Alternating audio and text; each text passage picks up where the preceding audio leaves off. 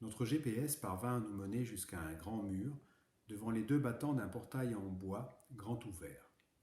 La voiture ne crissa pas sur des cailloux, annonciateurs de la prochaine apparition d'un château et de domestiques, nous délestant avec vélocité et discrétion de nos bagages, et l'endroit n'en était pas moins d'une autre tenue que les environs.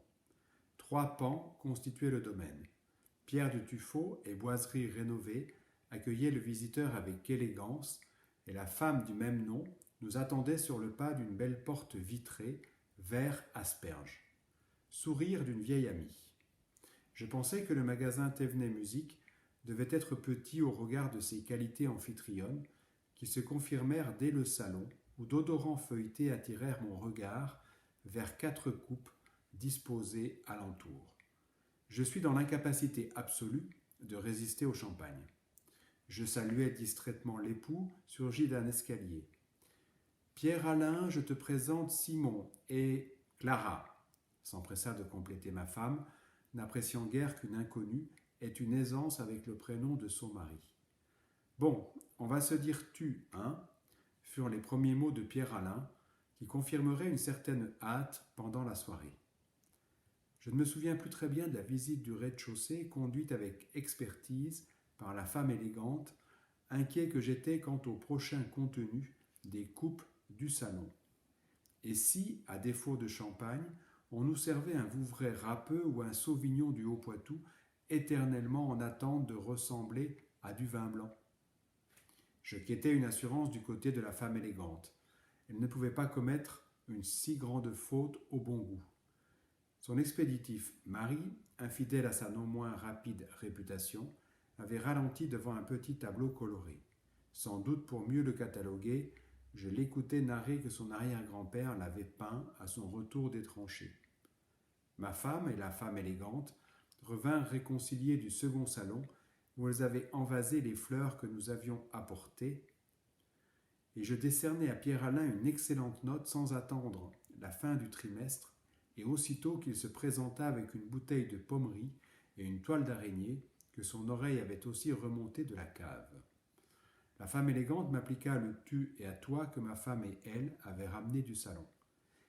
Simon, la livraison de ton nouveau piano s'est-elle bien passée et en es-tu content?